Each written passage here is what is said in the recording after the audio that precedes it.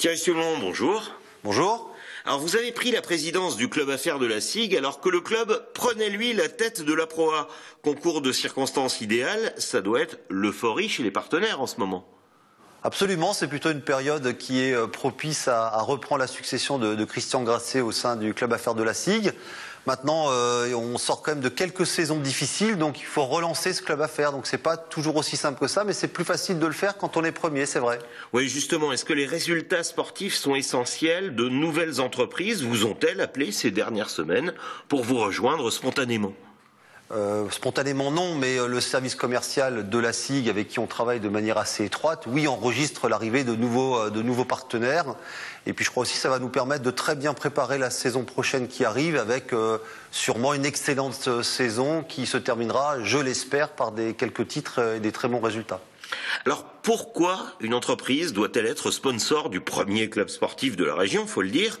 On y fait vraiment du business ou on se fait plaisir en tant que chef d'entreprise? Non, la volonté de réellement y faire du business. Alors il y a quand même une autre particularité, c'est que le club affaires est actionnaire de la SIG.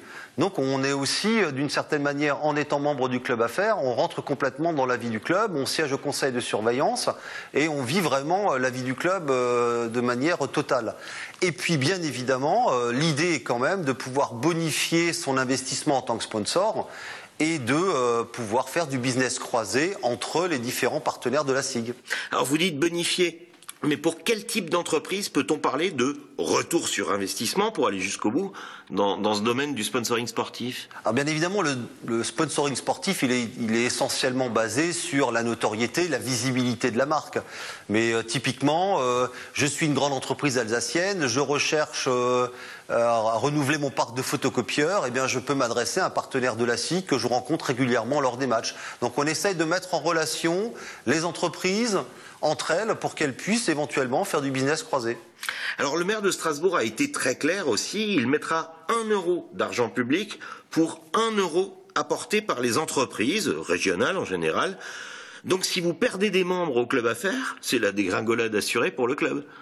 Alors bien évidemment, on est plutôt dans une phase de croissance de membres, mais ça peut être un risque. Il faut surtout souligner que le club de la SIG est quand même extrêmement chanceux autour des collectivités locales, parce qu'on bénéficie effectivement d'un soutien fort, tant des villes que des communautés urbaines, que du département, que de la région.